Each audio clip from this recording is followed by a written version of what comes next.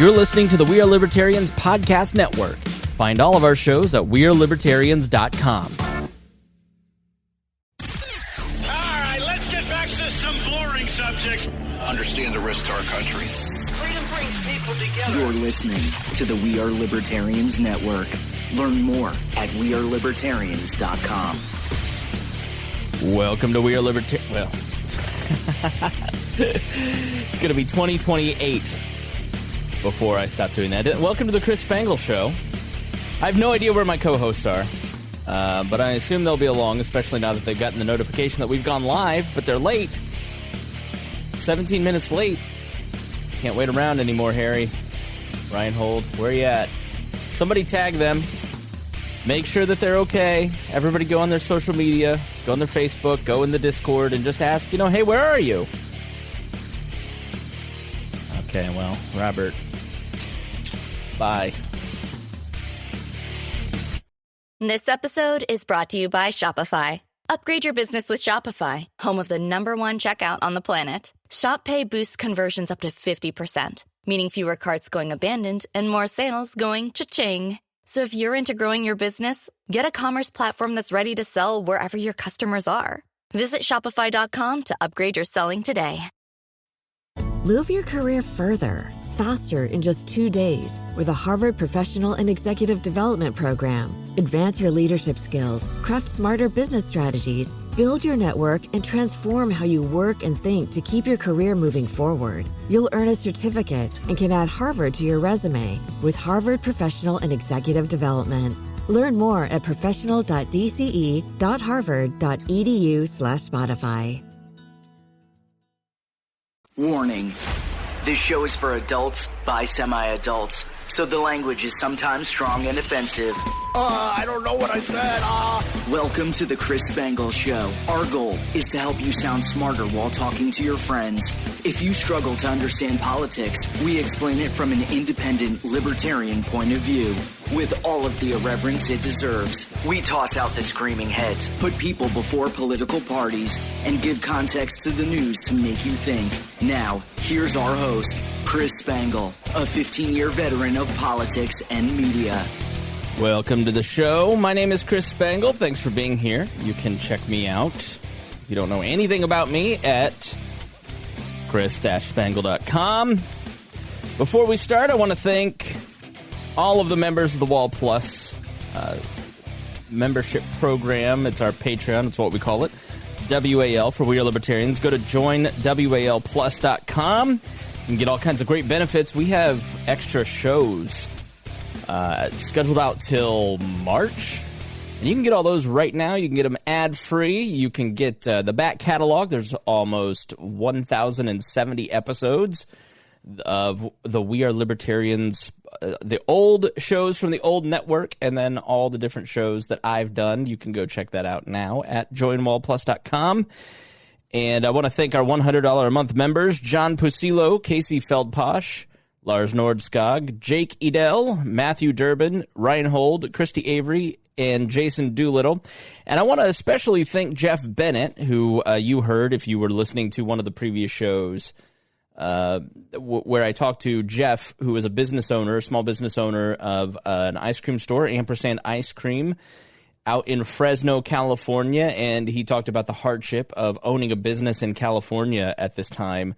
And it is getting a lot harder out there. I don't know what I'm allowed to say, but he was telling me that there are a lot of code violations. So they opened up the state like 2 days before that was set to air. Newsom has like horrible marks for his handling of the lockdowns, rightly so. And he said in Fresno there are recall Newsom yard signs everywhere in Fresno. But they waited until about a week after they opened up, and they started going around to all the different businesses and giving them code violations, revoking business licenses permanently. It never ceases to amaze how poorly California treats its businesses and drives jobs other places. So, but Jeff was so nice to send me some Ampersand ice cream. I sampled all the flavors last night. And it was really, really good. So if you're in the California area, you're near Fresno, make sure you go check out Ampersand Ice Cream. Today I'm going to talk about minimum wage, but first I want to read a letter from one of our patrons, and they write, "Thank you so much for everything you do. I just found the site and I love it. I consider myself a libertarian, and I have for about 3 years now. I'm also a devout Orthodox Lutheran. I also run into arguments I cannot be a conservative Christian and be a libertarian. But I disagree. I do not agree with gay marriage on a moral level, but on a constitutional level, I don't see any argument against it. The same goes with legalizing marijuana. I do disagree with abortion on all levels, but that's a discussion for a different time. Just wanted to say thank you and keep up the good work." So another nice note from folks. Make sure you go to Join Wall Plus to support the network. Like I said, today we are going to talk about minimum wage, take just a little bit of a look at Joe Biden's plans, but really get into why minimum wage is harmful for jobs. And I will remind you now, and I remind you later, that jobs are people's hopes, dreams, rent, food, education for their children. It's not just about being greedy and wanting money. It's about making sure that people have enough money to achieve what they want to achieve. Now, let's accept a public apology from both Rhinehold and Harry Price. You're both late. Where the hell have you been? Well, I can't hear you, Harry. See, if you had been here early, we could have tested this out. We could hear you. Actually, that was my fault. Never mind. Harry, explain yourself. Where the hell have you been? Let's put blame where real blame is always due, because originally the show, we were supposed to always go live at 8 a.m., but Spangle could never really make it there at 8 a.m. So, I got out of my routine of working out early in the morning to do the show then, and then we would delay till like 10 o'clock and then start by 10:30. So now we've been doing consistently at 10 o'clock. And then he posted it's being made by 10:15. That's okay. I've got a little kid in the house who doesn't go by your set schedules, but that's okay. If you must be, and if you want to know where I was, it's because my little sweet, gorgeous of a daughter, somehow as small as she is, can clog a toilet. I don't understand it. I don't get it, but she can. I do not accept your public apology. I feel that it was very weak. I set the stream for 10:15, but we always meet at 10 o'clock. And Rhinehold, I don't know that we've ever done the show at 8 a.m. What is he talking about? I think it was 9, but the problem I had was that my camera decided this morning at 8 o'clock when I was getting ready to quit working. You know what? I can't wait till they make co-host robots, and then I can replace the two of you. I tried my backup camera. It didn't work. I figured I'd just come on without a camera. Then about two minutes before we were to 10:15, so about 10:13, it came on. It started working. That's okay. Well, yeah, Harry, I have a little one running around my house, and we just hit the age where everything is a tableau for art. Yep. Including the front of my Mac, which now has a nice decorative design of swirlies, murals on the walls. Mm-hmm. They're really destructive. It's like toddlers do not respect my back seat. Yeah, at all. Like I have just given up on that back seat of my car. Right. Just like, nope, that's just going to get destroyed.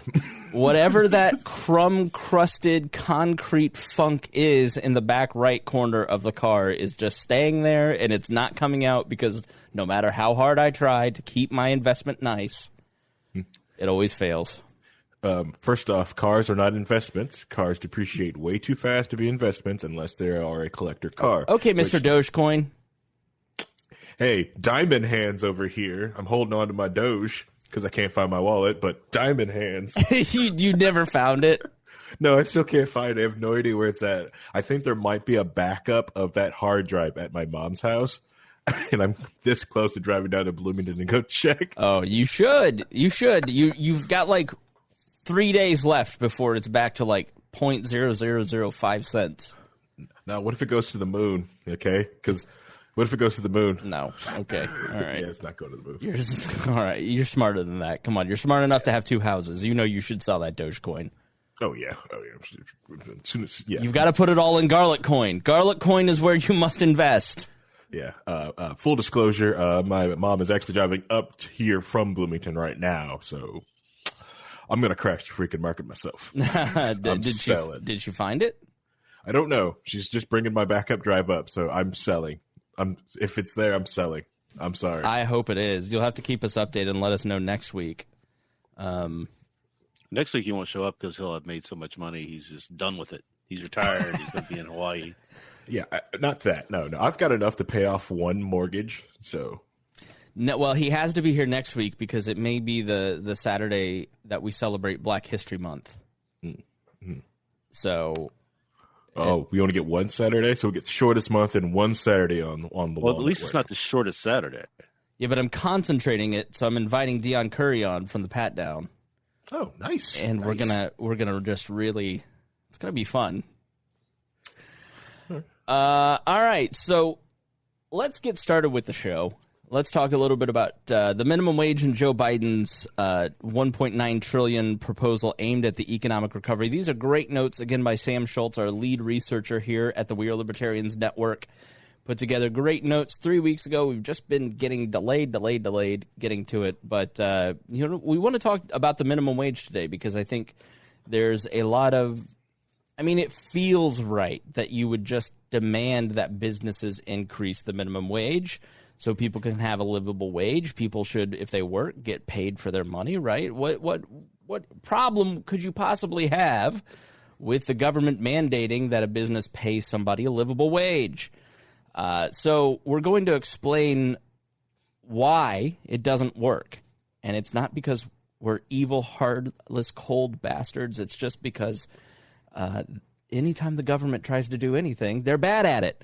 But the reason this is on the table is because of Joe Biden's $1.9 trillion proposal that he's put forth. And when this came out, a lot of things get put into these bills in the proposal because they're meant to be taken out. The minimum wage, $15 an hour raise, is one of those things, in my view, that was never really going to pass and was never really on the table. It was, it's like Donald Trump always did this. It's in the art of the deal. You go further than you want to go so you can pull it back to where it needs to be. If you want a salary of $100,000, you say, I want $150,000 and then negotiate back to $100,000, right? That's what I hope to do one day. But in this proposal, let's just take a little bit of a look at the rescue plan that he has put together. So billed as the American Rescue Plan, the package augments many of the measures in Congress's $3.3 trillion corona relief bill from March and in the $900 billion legislation from December. The plan calls for spending another $1,400 per person to eligible receipts. Now, you'll notice that this show will not be covering any alphabet Congress people. I don't care. I don't want to talk about them. I think that a lot of people are just being cretinous towards AOC, Marjorie Taylor Greene, MTD, or whatever we're calling her. You just got to be a better person if you're going to have the power of, if you're going to sit on top of the monopoly of violence, right? But all that aside, we're getting distracted with that stuff. One of those distractions is whether or not Joe Biden is fulfilling his promise of $2,000. So December you get $600, and then he's proposing $1,400 per person, and they're putting out graphics saying, "See, we fulfilled that promise," because that's what all the executive orders are about. He's just trying to look like he's fulfilling promise after promise, so he can, what every president does. Oh, in my first 100 days, I was just like FDR and was a fundamental transformer. Even though, as you heard last week, most of these executive orders don't do anything. And so the Republicans and the Democrats are arguing over, and it's not even really the Republicans. It's really far left versus left. No, we want $2,000. Well, no, you can have $1,400. Well, that's not fulfilling your campaign promise. I want $2,000. No, it's $2,000 because $1,400 plus $6,000. It's the craziest Twitter argument that doesn't matter to people, but it's the whole journalist infrastructure just gets sucked into this debate of whether or not it's $1,400 or $2,000 or what. It's just every time I turn on, because I've been taking Harry's suggestion a lot, and I've deleted the apps from my phone. I look at Facebook and Twitter maybe a couple times after my work duties are done in the morning. And I just turn it on, Harry, and I'm just like, this is dumb. Why? Who cares? Shut up. Mm-hmm. Mm-hmm. Isn't it great without all the beeps, the boops, the colorful lighting? It's like, this is just tricking me to come here. Yeah. You know? We're arguing over whether or not you need another $600, which, spoiler alert, most people don't need another $600. They don't really need the $1,400. Some do. Most don't. Like, I mean, so that's an update on a meaningless controversy. Biden would also increase the federal unemployment aid to $400 a week, up from the $300 weekly enhancement contained in Congress's relief package from December. This plan would also provide $25 billion in rental assistance for low and moderate income households who have lost jobs during the pandemic. That's in addition to the $25 billion approved in December. Another $5 billion would be set aside to help renters pay their utility bills. The plan would extend the federal eviction moratorium set to expire at the end of January to September 30th, as well as allow people with federally guaranteed mortgages to apply for forbearance until September 30th. Again, mandating that property owners don't have to collect income on their investment from renters is just kicking the can down the road. You're creating an artificial bubble. You are not helping people. You are going to have a much worse housing crisis than 2008 if we do this for 2 years and you can't evict people because of non-payment for rent. People are going to take advantage of it, and you're going to end up with it's trying to make a fix in this crisis that will create another crisis that will mean another fix for another crisis, and it's a never-ending moral hazard. So, well, go ahead, Harry. It's also like driving inventories low on houses. And then because there's people like myself who have houses that are rental properties that want to put things up for rent, but won't, because if I can't evict someone, I'd rather have that house sit there. It's a perfectly good house. Anyone can live in it. I'm not going to charge that much for it. But if I can't evict someone, I'm not letting it. I'd rather just sit there and just be a storage unit. Right. So housing availability goes down, which means the price goes up because the demand increases, the supply goes down, price goes up. So it's not a fix. Evan says the new announcement is that the $1,400 will start phasing out if you make over $50,000 a year. So the people who are paying the tax aren't going to get the stimulus. So I still have not gotten my stimulus. I apparently am going to get a $600 rebate. So this is funny. Jeremiah, the boss hog of Liberty, tagged his congressman, Greg Pence, Mike's brother, and some smart staffer named Liz saw that I was a member of the media and reached out and said, "Hey, I'll help you get your stimulus." And so they're talking to the IRS, which may trigger an audit, and it may be stupid, but they're looking into it. So I should find something out soon. You want to stay off the radar, right? Is that what you did? You painted your fingernails with your stimulus? Yeah, I went to the salon, got my feet and my hands done, and I bought this beanie. Got my stimmy. Nice. The plan also calls on Congress to create $25 billion emergency fund and add $15 billion to an existing grant program to help child care providers. Biden is also calling on Congress to subsidize through September the premiums of those who lost their work-based health insurance. So we'll subsidize health insurance through September, and that'll, of course, be extended. You remember when unemployment after 9/11 was extended for like 3 years? They just kept extending the unemployment insurance. I remember when they dropped the prime lending rate down to 0, and it's been there ever since, and it's caused all kinds of problems that we're dealing with now. Yeah, right. I mean, it's the same thing over and it's caused most of the problems we're having now anyway. Because if people have been able to save money over the past decade, we wouldn't have had this issue where they couldn't go to work for a couple months.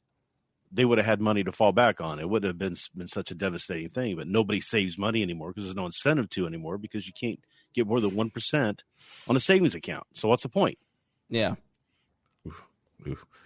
Anyone else feel that was going to be like Rhinehold had to hold himself back from a rant there? He was going to go on for 30 minutes. I could have gone for more than 30 minutes. It allowed me to find the information I needed, so I was okay with it.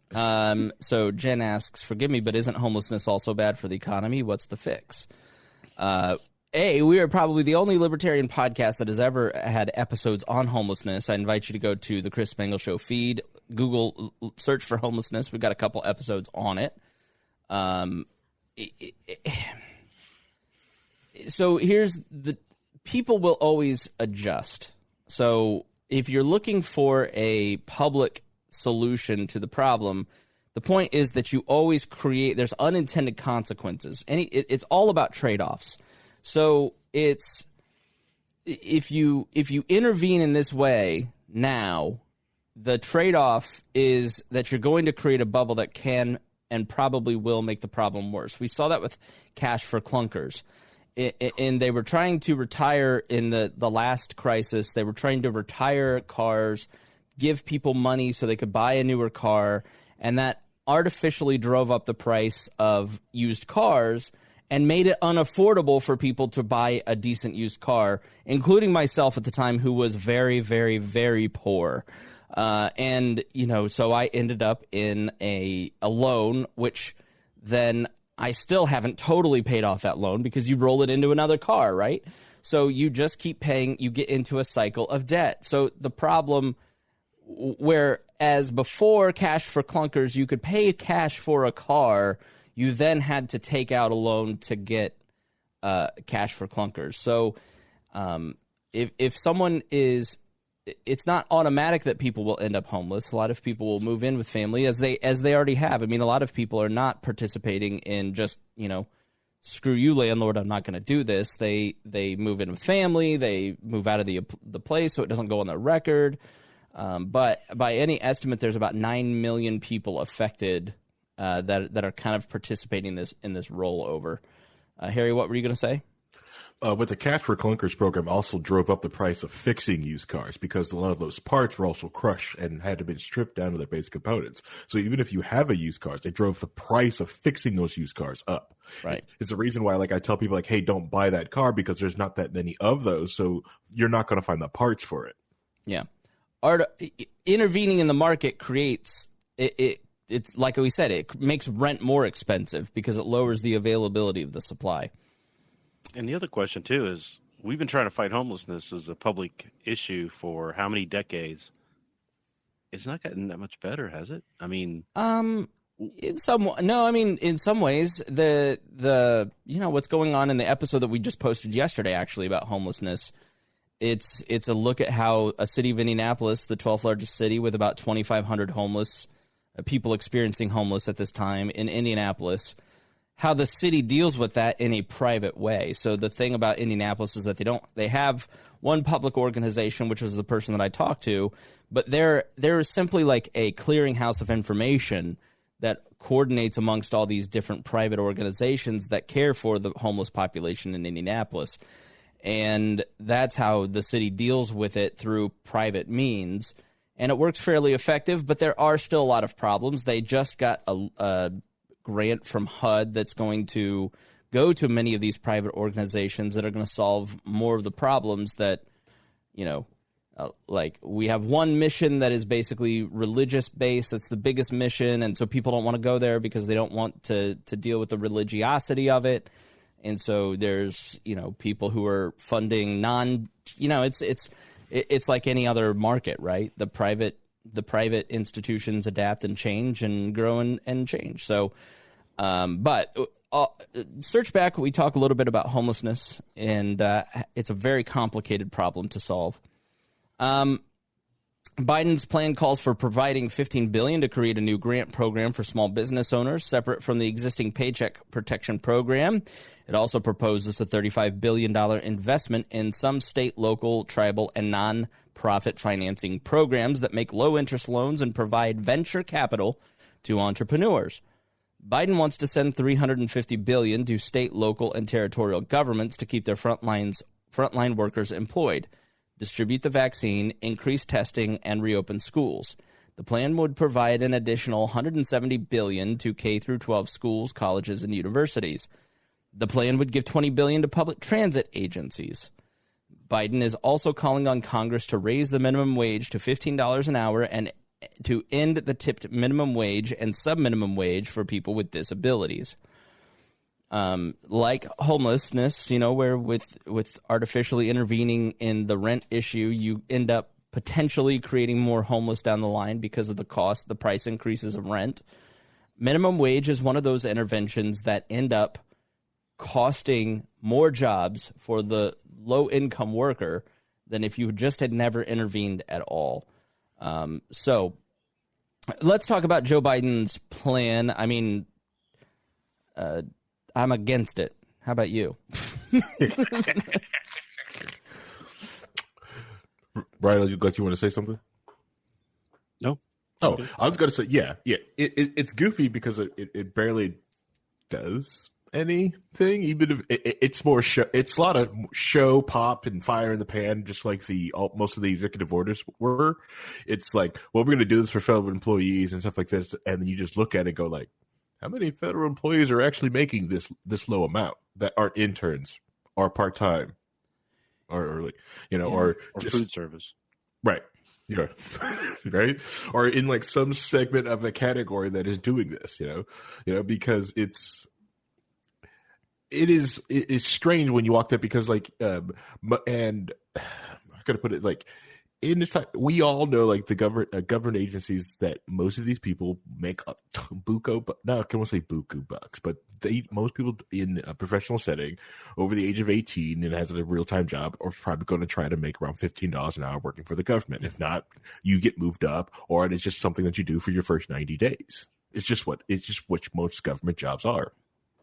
The other problem with a lot of this is that a lot of this money never gets spent. So if you look back at the bailouts of 2008 and the TARP program, Cash for Clunkers, a lot of this money will be allocated for these things, whatever gets passed, and then it will never actually be used. So like TARP for the banks was like $800 billion, and they only use like $500 billion, and that all got paid back by the banks, but we've really created a moral hazard with the intervention at that time because, the feds, as we talked about with Douglas last week, the whole point of the Fed and their mission is to create stability. So whatever we need to do, whatever money we need to spend at the federal level to keep everybody kind of stable, because they want to just kind of print money and make sure nobody defaults, because if that happens, you start getting into deflation and inflation, and so stability is the name of the game, right? And a lot of this money will just not be accessed. It will be accessed with fraud. It will be, there's so many different problems with it. Now, the Republicans have come up with their own plan, and it is a lot smaller. I believe it was $600 billion versus the 1.9 trillion. And this is a graphic from the Washington Post. And let me make this bigger. So instead of the direct payments of $1,400, the GOP wants to severely limit that, about half, $465 to $220. Biden wants to give $350 billion to state and local governments. The Republicans want to give them zero. State and local governments have been hit the hardest in this. So for all your conspiratorial friends who think that state and local governments love the lockdowns, now Newsom and Cuomo will accept them, and some of these blue state governors seem like they are really loving the lockdown and the power that they have. But when I talk to people here in Indiana, they're like, "No, we lost $1 billion over 2 months last year in local revenue taxes, both income taxes, sales taxes, food and beverage taxes." And so state and local employees were actually the most laid off segment of all workers in 2020 because they lost so much revenue that they were, a lot of projects got canceled. So, I mean, maybe we should have more pandemics. But so you have... so that's why the Republicans don't want to bail them out and give them anything, is because they don't want it's sort of a way to undercut. But the trade-off there is that by weakening state and local governments, you are empowering the federal government, and so you are increasing centralization. So the Republicans are kind of indirectly with not bailing them out by like trying to like directly keep them from being funded. You make them more dependent on federal money because they're going to get federal money, right? It's going to they're going to become more and more dependent. You'll hear next week our conversation about the breaking of the structure and the need for nullification and empowerment of state and local governments in our conversation with Michael Bolden of the 10th Amendment Center. So unemployment insurance, the Democrats want $350 billion. The Republicans want $132. Schools reopening, $170 billion from Biden, $20 billion from the Republicans. Direct pandemic response, which is like PPE and other issues, both are at parity at $160 billion. Child tax credit, $120 billion for Biden, $0 for the Republicans. Man, you'd think that the Republicans would be all for a tax credit, but they're not. Small businesses equal at $50 billion. Child care, $40 billion. $20 billion for the Republicans. This money is meant to help low-income workers in lockdown states where schools are closed in the fall time. Rental assistance, $0 from the Republicans, $35 billion from the Democrats. So that's just a comparison of the plans. Susan Collins is leading the charge there. 10 Republican senators met with Joe Biden early last week to discuss their changes. Joe Manchin is the deal maker. He is the one that is deciding what is or is not going to be used. Thoughts on any of that, fellas? I am also shocked at the child tax credit one from the Republicans. That's still a shocker. It's like, wow, you guys be up for it, but apparently not. Yeah. And I think the school reopening one, I think it's just more of a push to try to push them like, well, just open your schools. It'll be fine. It'll be okay. Just open the dang schools. Yeah, we have because I think it's just almost like saying the quiet, keeping the quiet part quiet. It's like most public schools are just, government funded daycare anyway. So they're just kind of like, well, that's a little bit of an over exaggeration, but so we have an episode coming out Wednesday, I believe, on why schools should reopen. I was a very sloppy interviewer, but the gist of it is basically that, like, the spread in schools is very, very, very minimal, especially now with teachers boss hogging their way to the front of the vaccine line. There's the majority of the misery caused by lockdowns and the pandemic is coming from schools being closed. Schools have become the welfare distribution center. It's where kids ask for help when they're in abusive situations. Child abuse is skyrocketing, and the only reason we know that is because there are more dead children showing up at the hospital.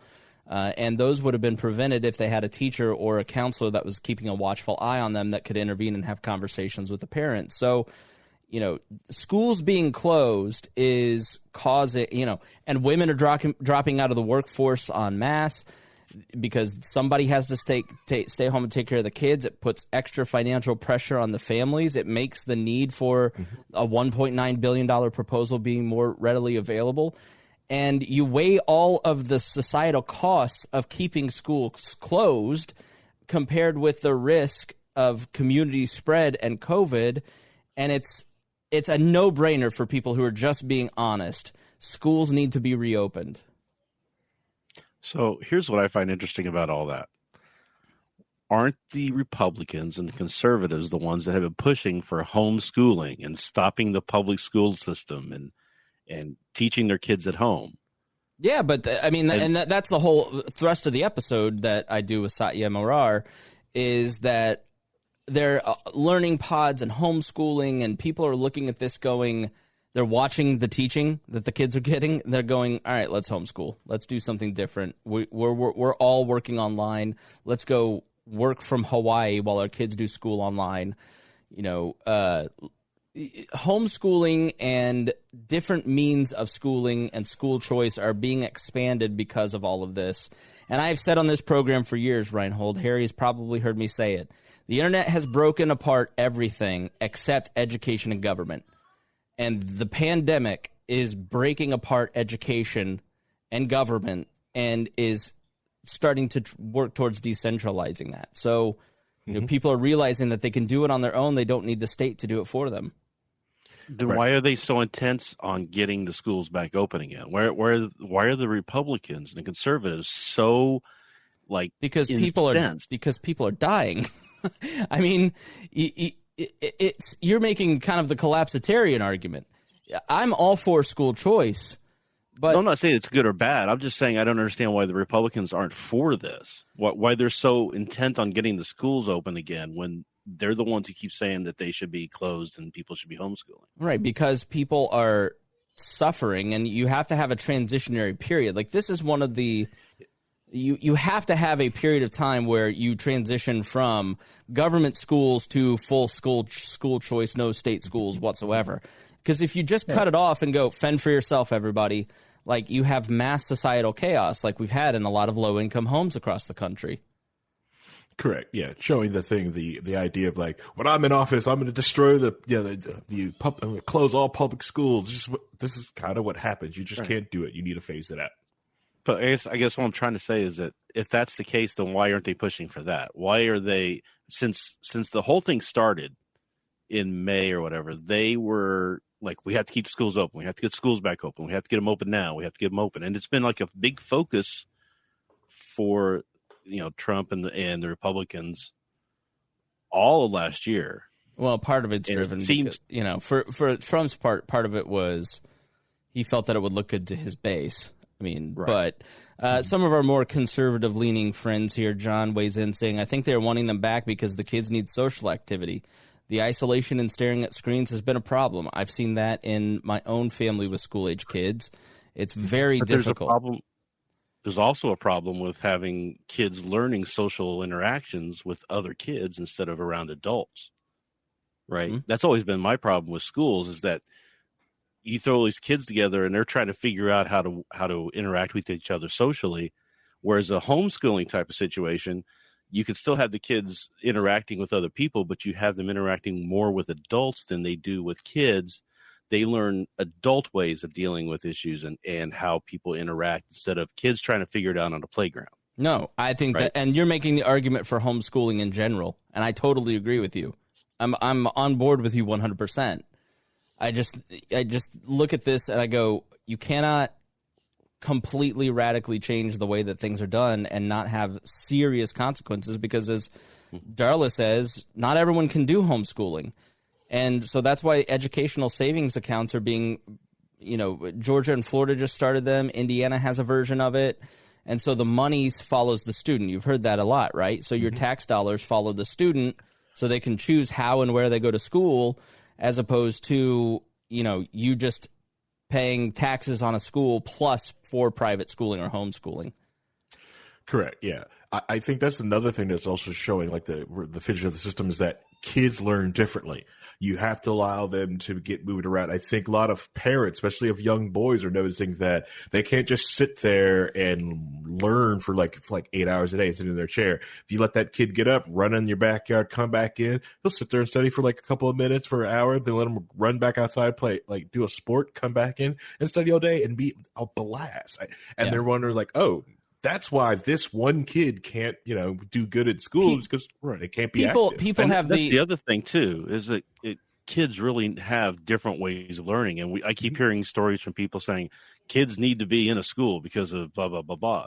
I would have done much better, not only in school, but in life, if I had not had to go to a school, if I had learned everything online. I think that way.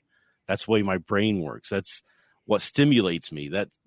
I would have gone a lot farther, and I can prove that through other training that I did after school and working with computers and everything, right? So there are kids like that don't interact well with other kids at school. There's bullies, there's all kinds of issues in a school environment. So some kids do fine.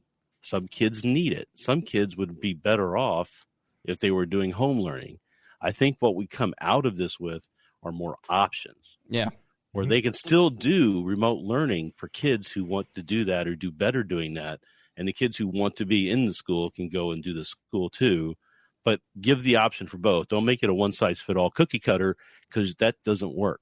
Yeah. Like, just like everything that we're talking about, when you do a cookie cutter approach to individualized problems, you never get good results other than the median, if you're lucky. And that's what government tries to do all the time. Kathleen says the way we approach special education is the way we should approach all education, individually student-centered. Ron says some kids only get one good meal a day at school. And Ron's right. And I totally, we're not having an argument because we're all in agreement, I think. You know, the reality is that you spent 100 years building this system and making people dependent on a system. You can't just rapidly change it and not expect horrifying consequences. And all these charities that I talk to on Now Hear This that are dealing with students have shifted to hunger relief, because the impact on low-income families has just been astronomical. So it's, you know, homeschooling is, the chains need to be taken off of homeschooling in all states. And you get, you know, I'm dating a homeschooler, comes from a great family. They're all super smart, well-educated, well-socialized. You know, only Jeremiah, the boss hog of Liberty, has some issues. He was homeschooled. So, you know, we don't want him to be your example of what happens to a kid when they're homeschooled. Kids can turn out totally normal, unlike Jeremiah, who just, you know, I don't know what happened there. The Morals are great people, but homeschooling just turned him into this socially awkward person. And we're working on it here at the network. And thank you so much for contributing to Patreon. We can't say it. We can't say it was homeschooling. It could have happened if he was in school too. I mean, we don't know the root cause yet, so it may not be the cause of it. Christy Avery with the ex-husband shade. Alex Avery, unschooled. Another example of how it does sometimes go wrong. Jen writes, so right. 2 of my kids are loving homeschool. The younger one, not so much. We use actual books, whereas the public school has removed the textbooks. Yeah, school choice is where Evan says, we are firm on my nephew only doing the virtual learning, but we noticed it was very difficult for him. The teacher was split in between in-class and remote. We decided it was best for him to be back in class, but it was our choice. Zach says, public schools has trained professionals that can deal with behavioral issues. As someone with a nephew diagnosed with a personality disorder, the interaction and access to basic mental health treatment drastically improved his life. Mm-hmm. We're at a point where schools have a monopoly, and we need to break that monopoly apart and start giving people choice and moving that direction.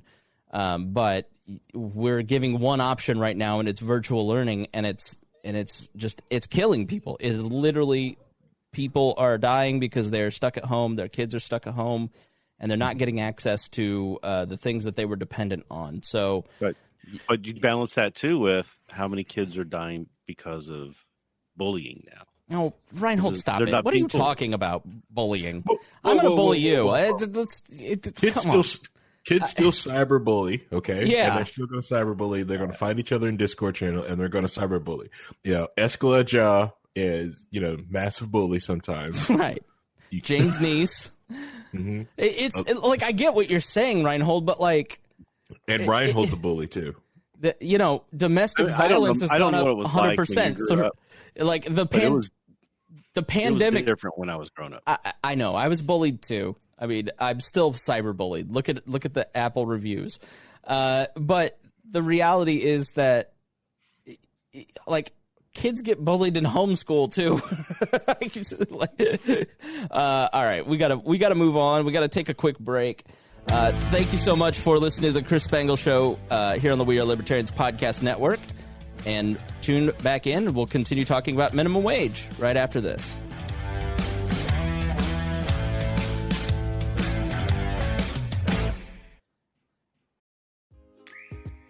Children's Dimetapp knows the sick day struggle is real. But it doesn't have to be. When sickness strikes, Children's Dimetapp works safely and quickly to relieve cough and other cold symptoms. And your kiddos won't run from its yuck-free sweet grape flavor. trusted by parents for over 50 years. Children's Dimetapp, your stress-less sick day solution. Use as directed. Move your career further, faster in just 2 days with a Harvard Professional and Executive Development Program. Advance your leadership skills, craft smarter business strategies, build your network, and transform how you work and think to keep your career moving forward. You'll earn a certificate and can add Harvard to your resume with Harvard Professional and Executive Development. Learn more at professional.dce.harvard.edu/Spotify. This episode is brought to you by LifeLock. During tax season, your personal info travels to a lot of places. Between payroll, your tax consultant, and the IRS. If your W-2 gets exposed, that's just the ticket for identity thieves. That's why LifeLock monitors millions of data points every second. If your identity is stolen, they'll fix it guaranteed or your money back. Don't let identity thieves take you for a ride. Save up to 40% your first year. Visit LifeLock.com/podcast. Terms apply. Hey guys, have you heard of Goldbelly? It's this amazing site where they ship the most iconic famous foods from restaurants across the country, anywhere, nationwide. I've never found a more perfect gift than food. They ship Chicago deep dish pizza, New York bagels, Maine lobster rolls, and even Ina Garten's famous cakes. So if you're looking for a gift for the food lover in your life, head to goldbelly.com and get 20% off your first order with promo code GIFT. Welcome back to the Chris Spangle Show. Hey, if you hate those ads and you don't want to hear advertising anymore, then please join Wall Plus. www.joinwallplus.com. That's WAL, like we are libertarians. Thank you so much for joining us. Here with me are Rhinehold and Harry Price, my co-hosts, my ride or dies, my best buds, my bros. And we are talking about Joe Biden's stimulus plan, and now we're going to talk about the minimum wage. We're going to discuss the effect of raising the federal minimum wage, forcing all businesses, allegedly, in the United States to pay $15 an hour. The current minimum wage is $7.25. That was raised in 2009. Joe Biden has already raised the minimum wage at the federal government to $15 an hour. And here's the thing about the federal government as an employer: if you get 40 hours a week, you make $7.25 an hour, and then they raise it to 15, they will still pay you at $15 an hour for 40 weeks, because they can just print the money or steal it from more people. They can't do that. You can't do that if you run a small business. So we will take a look at this. So the raise would increase the current minimum rate for federal workers of $10.95 per hour. So the national minimum wage is $7.25. The federal minimum wage for workers is $10.95. That got a boost in 2014 when Obama used an executive order to increase it. Biden said no one working 40 hours a week should live below the poverty line. A sentiment I completely agree with. No qualifiers. How we get there is of a differing opinion. Biden said... Which poverty line? Well, that's a good point, right? That's a whole rant I was going to go on, but we'll get there. Nambia's poverty line, or... no one... people tell me it's going to be hard to pass. Florida just passed it. As divided as that state is, they just passed it. The rest of the country is ready to move as well. Florida voted for a $15 minimum wage in November. They've passed a couple referendums, which is giving people hope that it's going to trend more blue in Florida, too, because they just passed the minimum wage. They gave the vote to felons. So the Biden administration would need at least 10 Republicans voting in the Senate to get its relief bill through Congress, unless it goes through the budget reconciliation process where a bare majority is enough. 51-49 or 51-50 with Kamala Harris, the Senate president and vice president, breaking the tie. That is likely what is going to happen.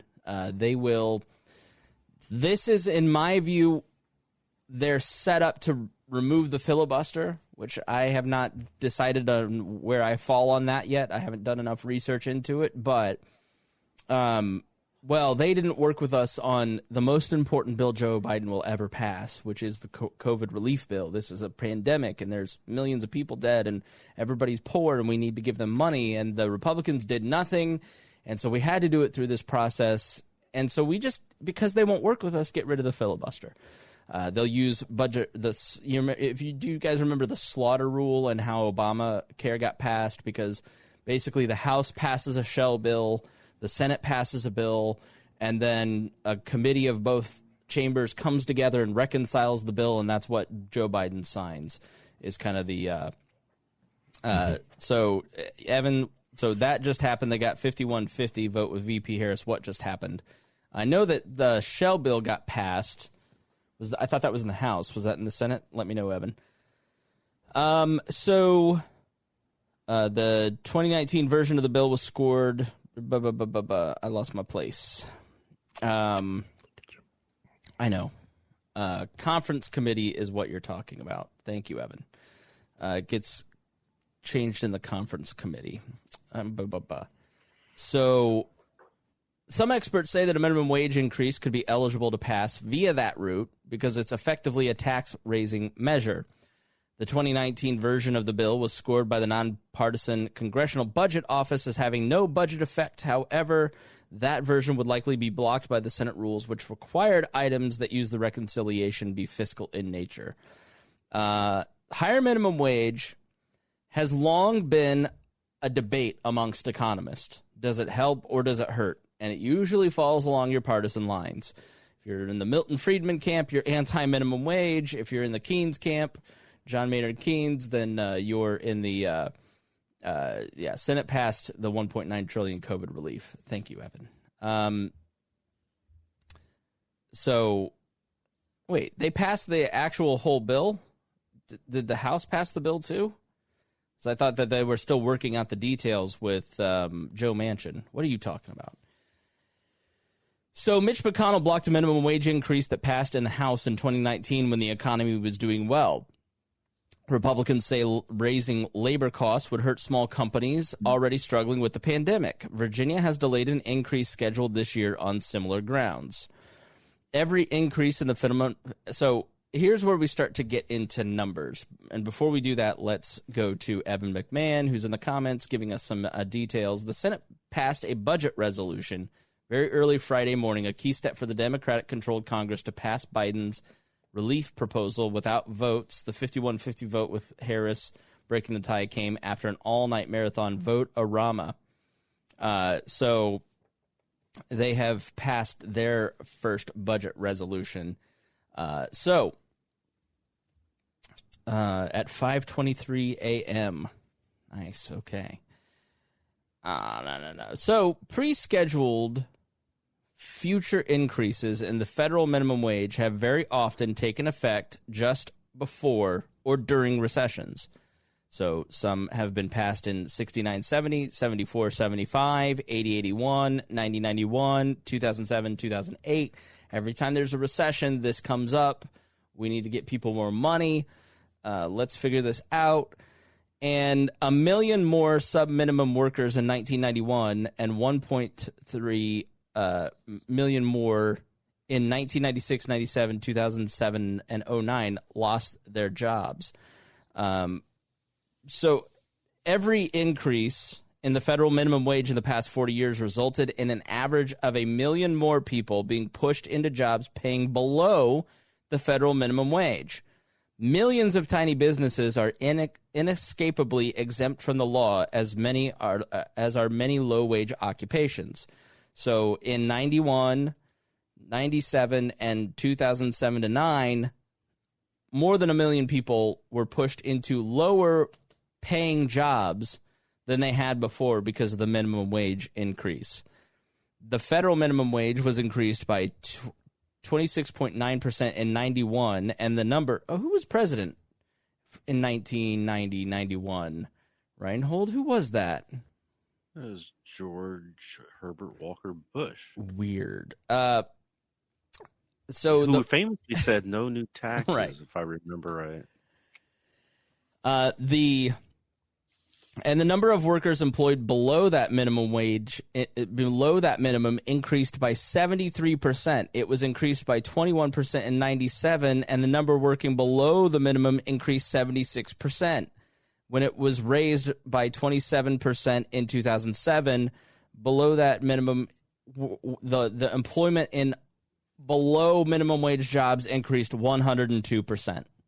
Okay, so every time you pass a minimum wage increase, you get people getting paid less. So economists have debated whether or not a higher minimum wage increases the number who are unemployed. So oftentimes you'll hear people say it just costs people jobs, right? If you pass the minimum wage, then people lose work. They go on unemployment. McDonald's can't hire people. They can't pay people. But that really asks the wrong question. And a lot of this comes from the Cato Institute. You can find all of our show notes outlined at wearelibertarians.com in the show notes of this episode on your podcast app as well. If 1 million people are compelled to switch from a relatively solid job with a large national corporation to a precarious job with a tiny local company, or switch to delivering newspapers, mowing lawns, or cleaning houses for a living, they're not unemployed. They're underemployed. They're just reemployed at jobs that commonly have less security, no health care or retirement benefits, and no opportunities for advancement. Raising the federal minimum never causes other wages to rise in sync, as proponents allege. In fact, the trend to year-to-year increases in average wage growth slowed for at least a year every time the federal minimum wage was increased. So, again, with the Cato Institute, many more American workers earn a wage below the federal minimum than the number earning that minimum, even though the latter gets all the political attention. There were nearly 3 times as many people earning below minimum wage in 2009 as the number being paid that wage. So there's millions and millions and millions of more people working jobs that will never see the benefit realized from the federal minimum wage increase. Now, why is that?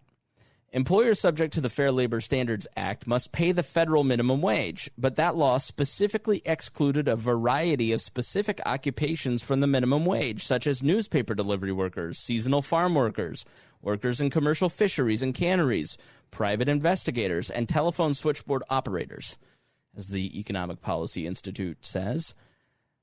Millions of small businesses with annual revenue below $500,000, or is that 5 million? It's 5 million, are exempt from federal minimum wage unless they engage in interstate commerce.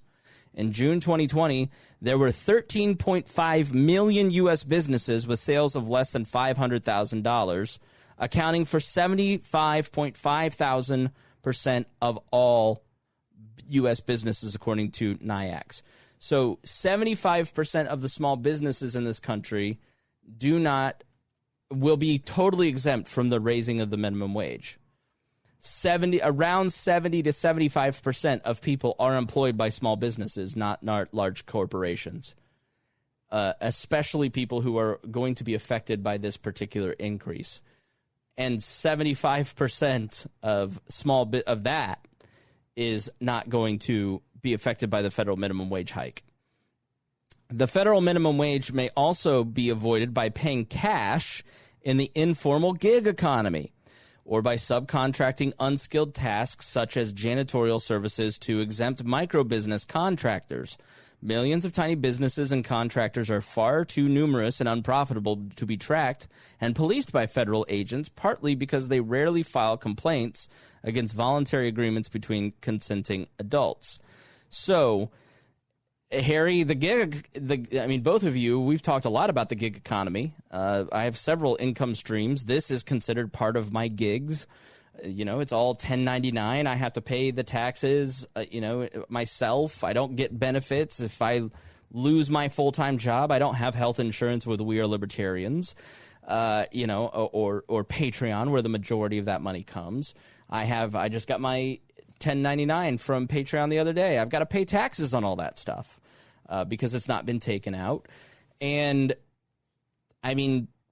I'm not good with money like probably most other low-income workers, so I wasn't paying quarterly taxes on any of that stuff. So now I've got a huge tax burden that's due unless I miraculously find many, many, many exemptions and expenses. So, you're pushing people into lower-paying jobs without benefits and into the gig economy. Well, lo and behold, part of the Joe Biden stimulus package, Biden is also backing, this comes from the Daily Signal, Biden also backs the Protecting the Right to Organize Act, or PRO Act, which organized labor also supports, prohibiting contract or freelance work as well as part-time work. Organized labor strongly backs the legislation as a means of increasing union membership. A similar law in California left many freelancers unemployed. You remember the whole Uber Lyft situation in California? It's difficult to pinpoint how many jobs would be lost if this law were passed at the federal law level. The Freelancers Union estimates that 1 in 3 workers in the United States participates in independent work. Furthermore, about 10% of workers perform independent work, such as contracting, freelancing, and consulting as their primary jobs. Fewer than 1 in 10 independent contractors would prefer traditional work arrangement. It would not just kill jobs, it would force people into a certain type of job. He backed this legislation as a candidate as well. I am somebody that looks at their future and says, I'm going to be a consultant teaching people how to do podcasting. I want to work for myself. I want to start my own business and contract with other people. Why shouldn't I have that right? Why should I have to form a business and an LLC and pay all kinds of extra fees and taxes? Oh, I know, because 65 business licenses just got revoked in Fresno, California because they didn't follow the pandemic rules. So, this sounds like a bunch of BS, Harry. You got to unmute yourself, bro. Yeah, sorry. Gunther's been running around the hallway. Oh, that's okay.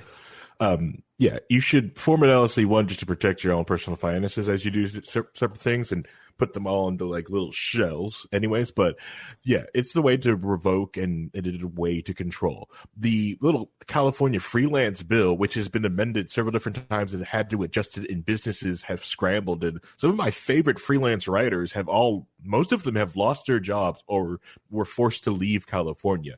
Even some of the streamers that I like to watch for like a Hulu or sex workers, they had to get different agreements with the places they stream with.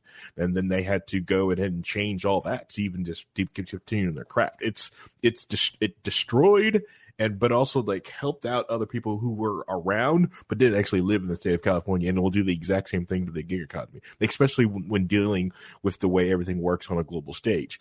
Because if I can't hire a worker it's the same thing like NAFTA and GATT did. It's like if I need to hire customer service people at $10 an hour to sit in a booth to take phone calls, cool. There's English speakers in Guadalajara and other places of the world with the voice over IP server up in some sort of cloud server, that they can have a local phone number and not be nowhere near you, and it sounds crystal clear. Yeah. Rhinehold, anything to add about that silly little bill? I come from industry that a lot of people choose to become their own. So I'm a consultant, but I work for a company who does all the financials and project management for me. I don't have to do all that stuff. That's fine. That's my choice. But there are a lot of people who want to do that and start their own and do their own thing, and keep all the money themselves and not have, that's what they want to do. So these bills go into play and put these laws in place, and now you're telling people they can't work the way they want to work. For no reason. It doesn't make any sense on what the purpose is, other than to lock you into, you're seen as being a black market guy or out of the system or whatever. But that's what a lot of people like about it. So I don't understand. I mean, I can see why they're trying to do it, because they want control, but that's all government does that, right? So, Evan, you'll have to explain this. The Obama policy restricting independent contractors impacts that. California banned all freelance and independent contractors. 95% 5% of my working career has been as an independent contractor freelancer. Having an LLC doesn't change your status with the other party. You could still be considered an independent contractor. So at what point am I a business versus or a corporation versus an independent contractor or freelancer? Or are you saying that it is really like, it's like this book, 3 Felonies a Day, that our friend Hody Johns turned us on to, where you commit 3 felonies a day living in this country, whether you know it or not, because there's so many laws and you can be charged with anything. And if somebody wants to find a reason to tell you that you're an independent contractor and you can no longer do that job, they'll do it. Love some clarification on that, Evan. Go ahead. Yeah, there. and it's also how you pay someone. Do you invoice them? How you control it? It's really like very particular. Like versus a contractor versus a like a company that you do business with. There's really integral rules, and it actually can change and vary between different states and other things that you do for the state. Like I'm having to with the company I work for now. Like they're trying to offboard people, and I'm trying to tell them like, hey, you can't do some of this stuff depending on the state that they're living in currently, especially since you allow them to live remotely.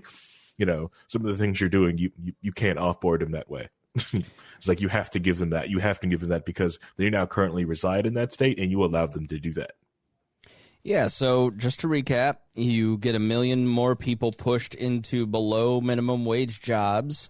Many of those are, Evan said it's in the contract that's drafted. Are you a vendor completely separate from the control of the other business? And you get people pushed into a new form of employment that is being banned and outlawed, especially in blue states and by Democrats increasingly because of wanting to help unions. And every time we find a way around what the government's trying to do to us, and this is and it always makes this is the thing, and you nailed it. Anytime a central planner says, I want to effectuate this outcome with this law, the exact opposite happens, and they end up making it worse. So if you are drafting a law that says, I want people to get paid more and have a better quality job, all you're doing is pushing people into lower income jobs with less benefits and less quality. With this law, it's if you interfere in the what's called the price system. So libertarians believe in the price system. Okay, the inherent value of a good is not the amount of labor that is put into it or just the material costs. Okay, it is the price that people will pay for it. Your labor is a good that you sell to other people, and they pay a price. You set the price voluntarily with your employer. And when somebody comes in and interferes with the ability to set a price and they artificially inflate it, you then have all of these actions taking place that cause trade-offs that aren't good for the person had everyone just left everything alone, because the price system would regulate behavior. And it's a better way of regulating than people intervening in the price market, because it's all about signals, okay? Mm-hmm. The price that you set or the price that you pay for something sends a signal to people. If you're buying less of something and people have less demand for something, then the signal is sent to everyone: make less of this, reinvest in other things, and go other places that will make you more money, that will make you more profit, that will make you more income. I'm triggering the hell out of Ryan Lindsay right now, but this is basic libertarian theory, right? And so, hold on. And so the price theory basically says it's creative destruction, right? So sometimes, like everybody used to use a pencil. Well, if the government comes in and says, no, you must produce pencils at the same rate as 1950 in the digital era, you have you may save people in the pencil industry, but you've now robbed them the opportunity to find good-paying jobs in growth markets as opposed to staying in the dying pencil industry, because eventually some other politician's going to come in and take that out of the market. And so people shift to other jobs. And so you're interfering with a basic price signal.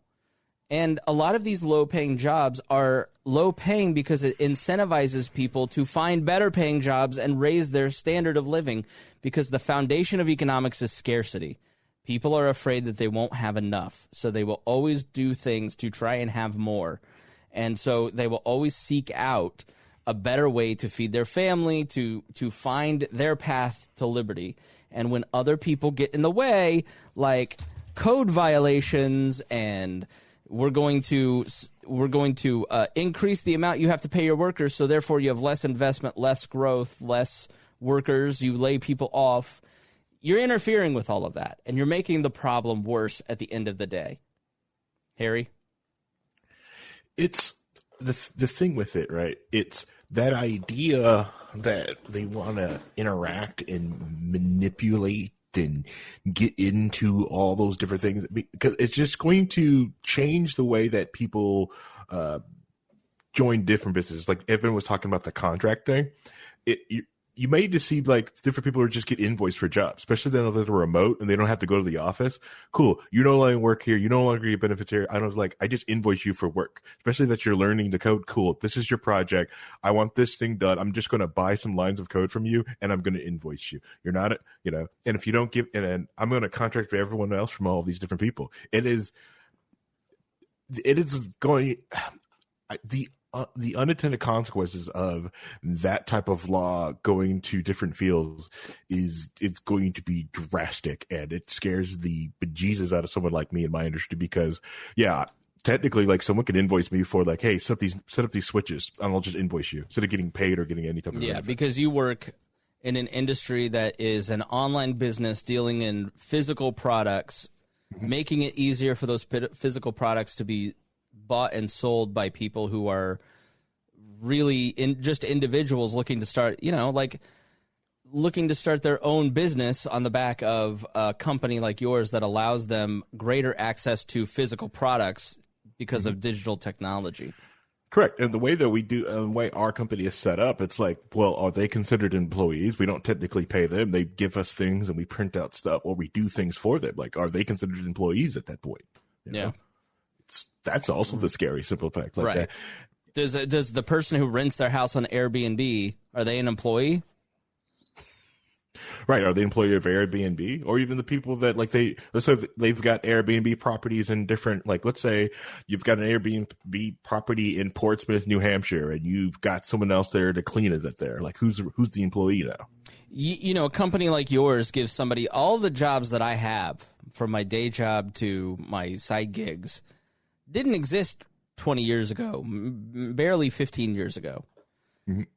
Really, in some ways, not even 10 years ago, because you couldn't do video streaming in the way you can do now. It has afforded me a job and a good amount of money to spend most of that money and create economic growth in my community.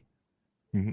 Your company allows me to create a new business, to create new opportunity, and I'm going to be at the point in the next year or two where I can start hiring people.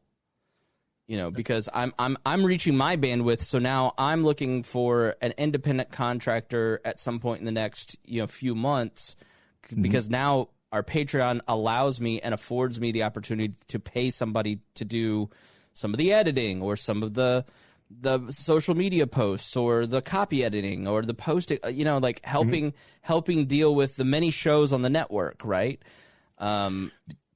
And so a company like yours allows me the income to do that. And all of the stuff that we've talked about today in Joe Biden's plan and some of these rules means I'm not going to be able to do my business. Mm-hmm. So, what are you doing?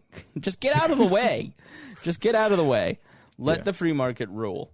And that's the one thing we kept talking about, like the thing that's going to really wreck the economy was the aspect of, like, they're just going to get in the way to allow people to get back on their feet and do what they want to do and get things done. Most people are really fucking indignant when they're treated poorly, too. This isn't Upton Sinclair in 1902.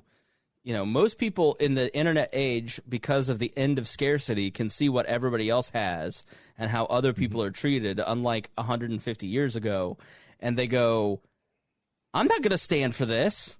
You know, how many millennial friends and employees do you two have in me where one thing happens and you're like, I am not to be treated this way. You're like, bro, you're not feeding pigs in 95-degree heat. Just deal with like, people have a high degree of mobility. And when you give people a high degree of opportunity economically through the free market, it means that better work conditions flourish because people are attracted to that, and poorer working conditions go away because nobody wants to work there. So the hardest thing right now in running a business is hiring people and retaining those people. Go ahead, Harry. We were building the new facility, right? And they built this amazing, like, state-of-the-art printing area, and then they kind of like dropped the ball on this other thing. And it's like, hey, you guys should probably air conditioning that. And it's like, well, why? These machines don't need to be air conditioned. And I go, like, the workers do. Yeah. You want to know why you have poor quality in the other plant? Because that plant's not air conditioned. Right. You know, you're going to get somebody who really doesn't care because they're sweating their face off during the summertime, working in this unair-conditioned area to make a hat like this. No one's going to do that. And then if they are, they're going to sit there and they're going to be a reason why they're willing to take that. And you're not going to want this person. So I was just listening to a podcast between two people who build commercial construction office spaces, and they were talking about how the biggest problem that is recruiting and retention in jobs, because there's so much mobility, there's so much opportunity for jobs now because of the internet age. And so that has impacted the way that offices are built, because now they need amenities. They need things restructured to keep people there, especially when now they have the option of working at home. So you get the tennis court in the back end of the building. You get air conditioning. You get better conditions because of the higher degree of employment freedom. Yeah. My company, they closed our downtown office, which took away our gym access. So they just gave us LA Fitness for free for health and right. Yeah. So I have one friend that their company gave them a $4,000 bonus for everybody to spend on health equipment. So they got like a rower.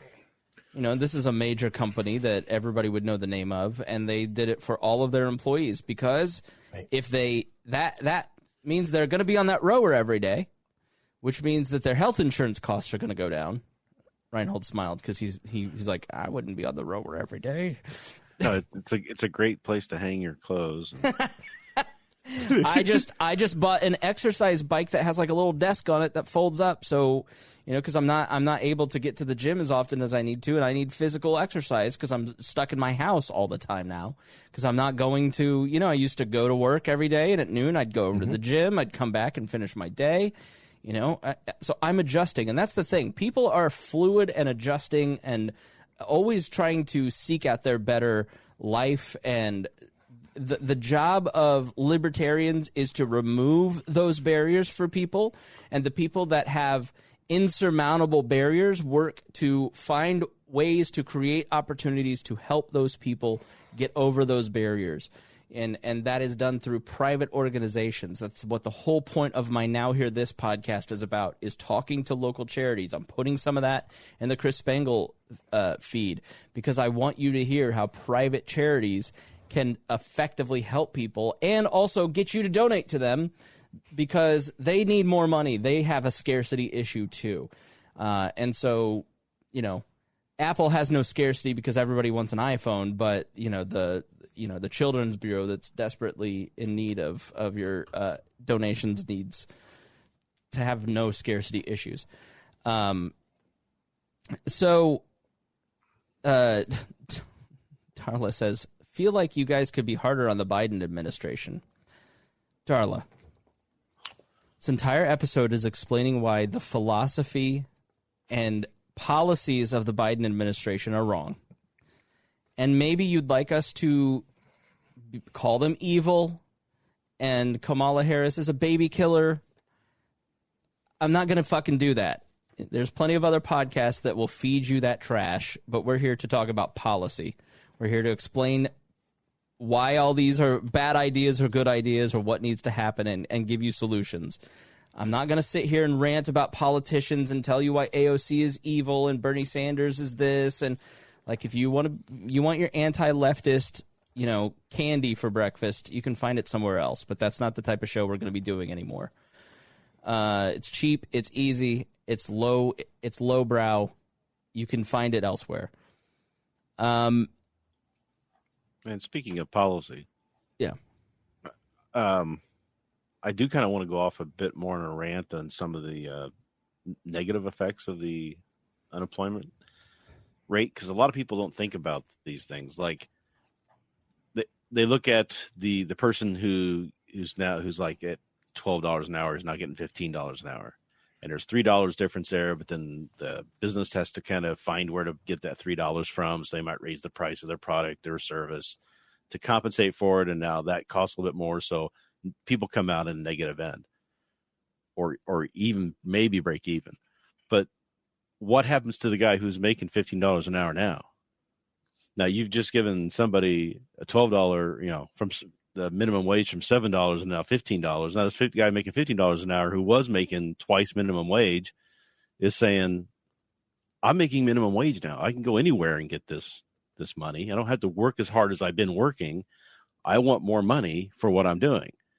Some unions have it in their contracts that their pay structure is tied to whatever the minimum wage is. So if the minimum wage goes up, everybody gets a raise. So look at the labor costs have just expanded huge for everybody, not just the people who are below the minimum wage. And that really turns up the cost of goods and services at that point, right? So then the people who are now making minimum wage go buy some milk and they find out it's 30 cents, 40 cents more. And they go to try to buy food and they find out the food's gone up, or the quantity has gone down, like the candy bars. We used to get a nice candy bar for $0.25, and now for $1 you get like a half a size of what you used to get because they keep shrinking it down. So the real problem I find with all of this, other than that, is something that I've always harped on, is that the cost of living is different everywhere. Everybody knows this. I mean, I don't understand why politicians have a problem with that.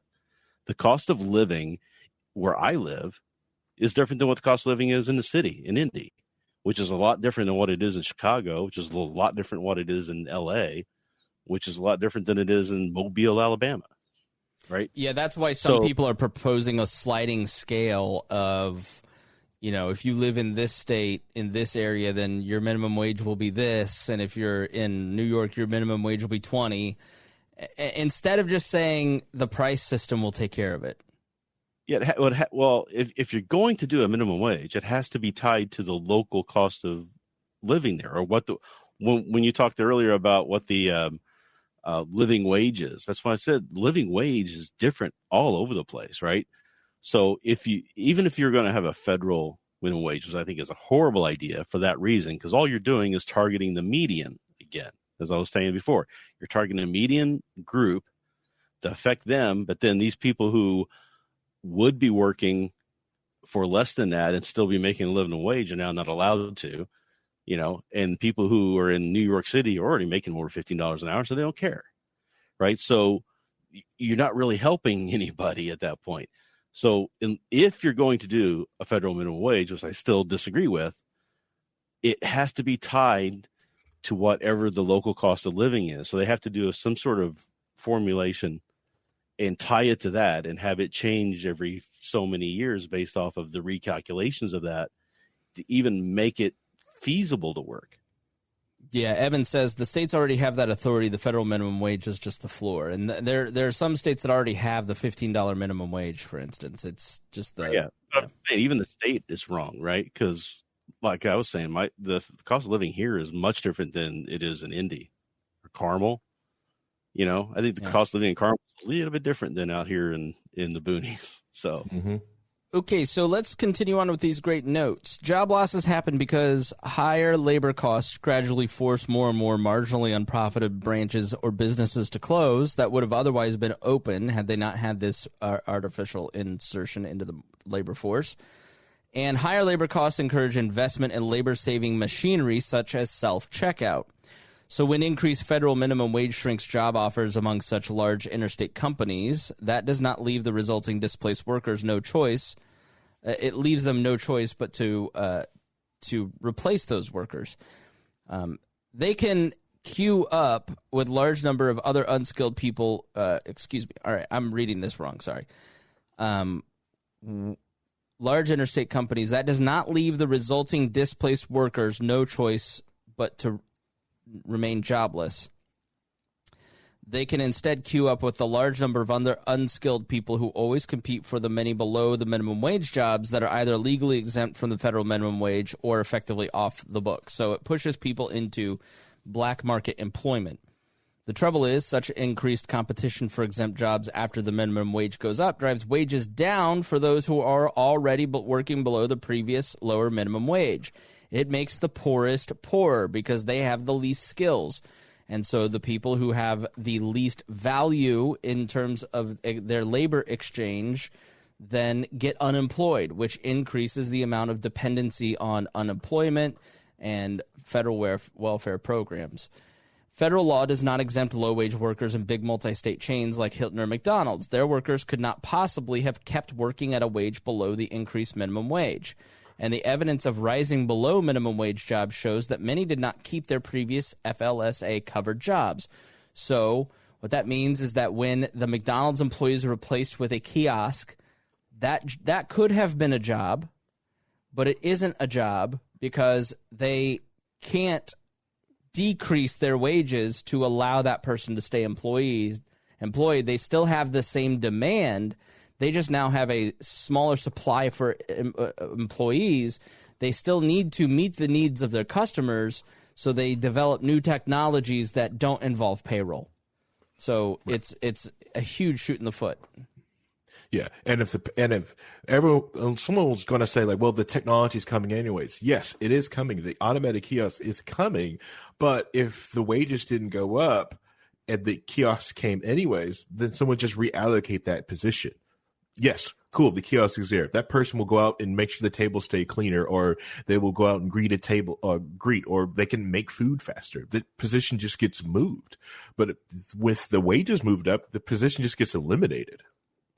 So every time the federal minimum wage is increased, jobs that is covered by the increase lose employees, and then there are greater job losses in those areas, and then places where it's not covered see greater demand for competition for employment, and the result is just less people working. So no two economies are identical or immediately comparable. Regional, state, and municipal economies vary in ways that lead to different outcomes when wage floors change.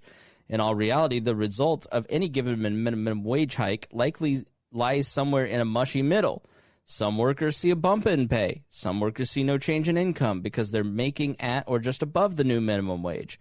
Some workers are let go, and some workers are never hired. And so that means that in different areas, it could be any number of percentages for those variables. So you will often see private companies say, we're going to voluntarily raise that wage. Sometimes this is a shell game for good PR. Target promised to voluntarily bump the pay nationwide for their employees in 2017, except for many of the intended beneficiaries, the results weren't positive.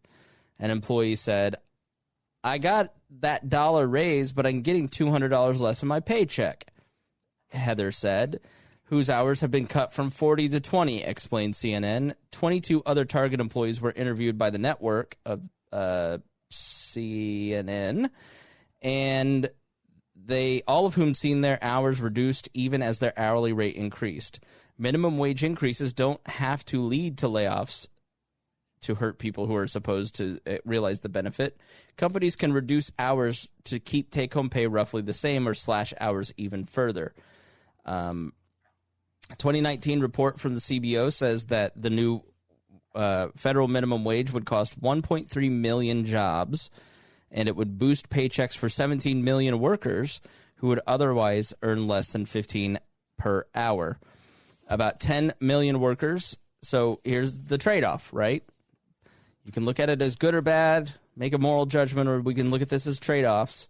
You can increase the federal minimum wage, and you'll see 17 million workers make $15 an hour, but you're going to have 1.3 million jobs lost, and you're going to see hours cut, and you'll see a lot of people out of work. So if Congress hyped the minimum wage to 12 by 2025, about 5 million workers would benefit from bigger paychecks, and 300,000 jobs would be lost.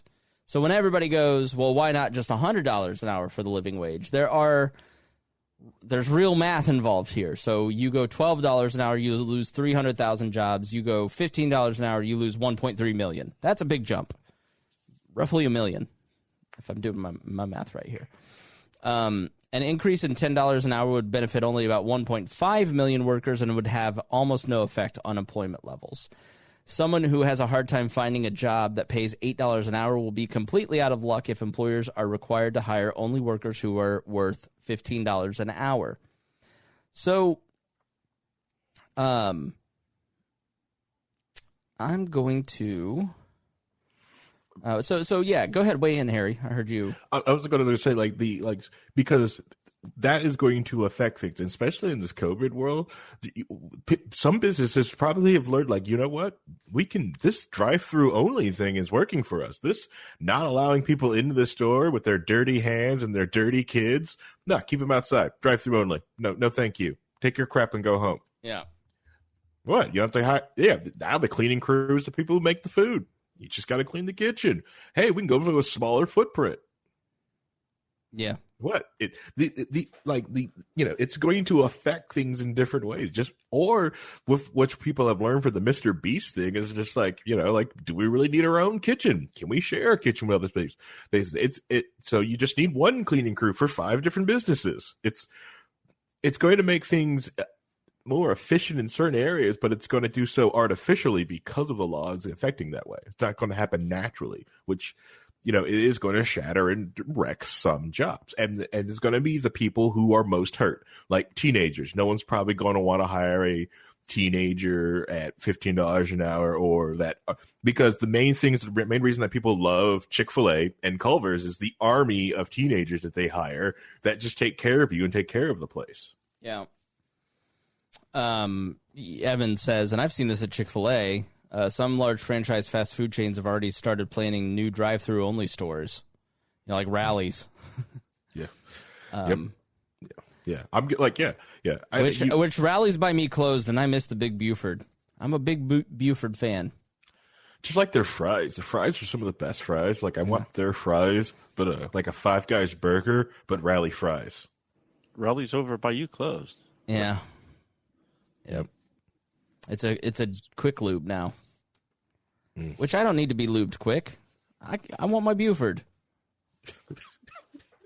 You have to drive another 5 blocks to get that now. So this goes to abolishing price and wage controls, and this is what you see with this. Is a price control on labor. Minimum wage, you're controlling the price on labor. And Cato did an article on this. Again, it's in the show notes, where they talked about this in relation to the pandemic.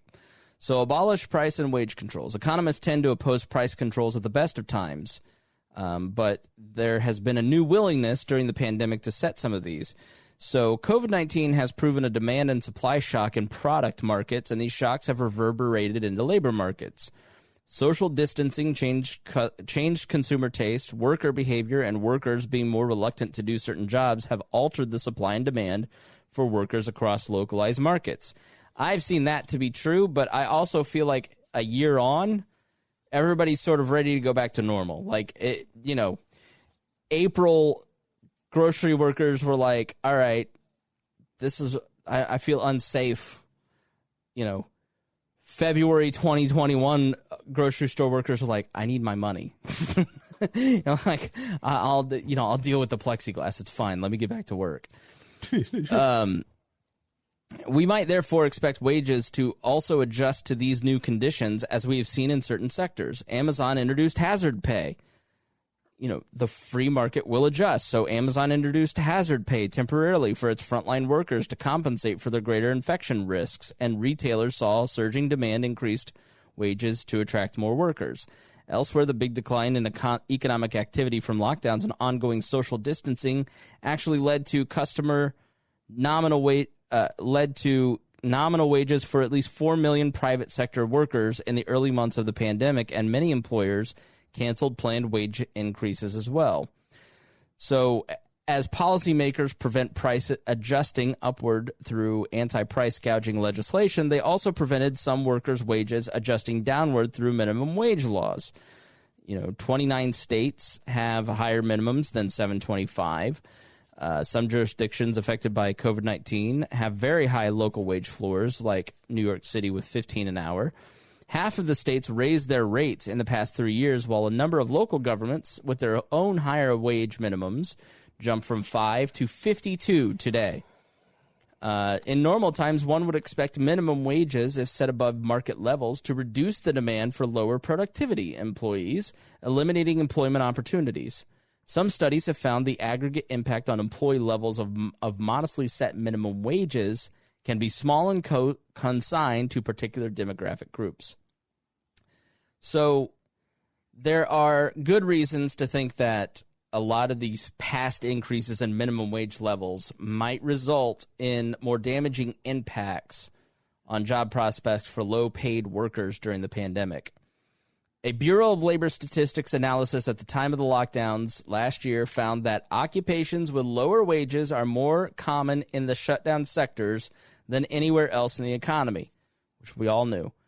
Lots of businesses and industries hit especially hard by depressed demand, and social distancing practices after the lockdowns are those with large number of minimum wage workers. Industries with high concentrations of lower wage jobs include restaurants and bars, 12.3 million workers, other retail, 6.5 million, travel and transportation, 3.5 million, entertainment, 2.6 million, and personal services, 2.1 million.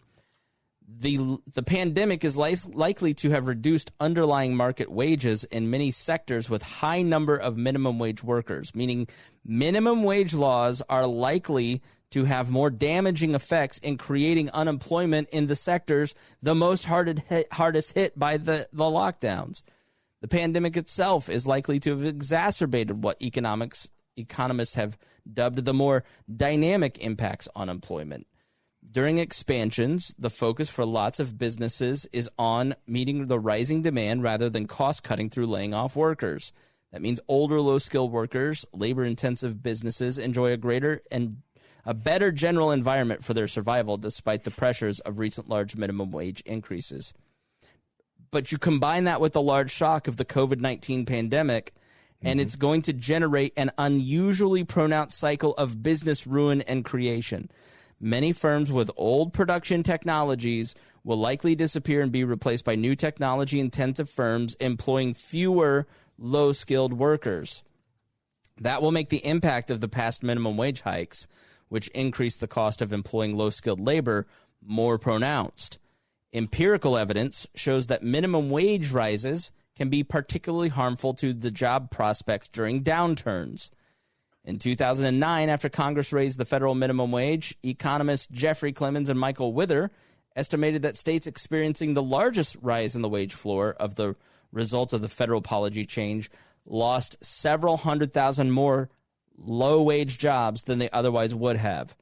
In New York State alone, about 1 million people worked in retail fast food as cashiers, waitstaff, cooks, and bartenders. Many employers will no longer be able to afford the state's $11.80 minimum wage or New York City's $15 minimum for people working in restaurants. People who work in restaurants cannot make $15 an hour because businesses cannot survive.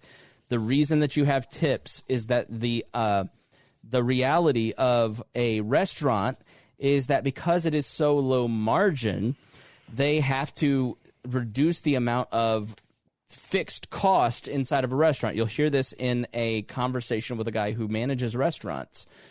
He talks about how you have to live off of tips because if the restaurant all of a sudden has to pay all these massive payroll costs, not only will the people making tips make less because they're typically making $22 an hour, then the restaurants can't survive because they can no longer pay for food costs. They cannot pay for health insurance. They cannot pay for all of the things that the politicians who want to force them to pay could possibly afford. So if you pass a $15 minimum wage, especially in the middle of the pandemic, you are going to see more. When the Congressional Budget Office says 1.3 million jobs will be lost, you always triple to quintuple the amount of cost or loss that you will see from the Congressional Budget Office. It's just a ironclad rule of politics that they underestimate things by a massive amount. And it's also going to affect, like, through all this because of the COVID. You look at the essence, the bedrock of the minimum wage law, and which originally designed. Well, okay, I don't want to say designed to do, but one of the effects of the original minimum wage law was to stop black employment. Let's see. Really, I didn't know that. Yeah, a lot of it was because a lot of black people were getting paid for different jobs. So, like, how can you get them to stop? Well, you've raised the minimum wage up. So what is, you can get somebody like, well, do I hire these black guys for this little bit amount because they can easily undershoot these white guys, or have, since minimum wage, but well, now they're the same way as the white kids, so I'm going to go with the white people. Just because of nepotism or anything else in the area. So, Thomas Sowell wrote about it in, what was it? Oh, crap, he writes such long titles for books. I think it was in Black Rednecks and White Liberals. They were talking about that, and how that minimum wage laws would just reap through and just destroy black unemployment. Well, black employment and increase black unemployment. So if you look at the minimum wage graph, you can also have it charts with black unemployment. Every time it raises up, black unemployment goes up. Rhinehold, anything to add before we end? No, I think I got it out of my system there earlier. So okay. All right, everybody. Thank you so much for listening. We appreciate you listening to the Chris Spangle Show. Make sure you go support us at Join Ball Plus. If you found this interesting, if you learned something, please share it with a friend and say, hey, they're spitting fire here. All right. Thank you so much for listening, and we will see you again next week.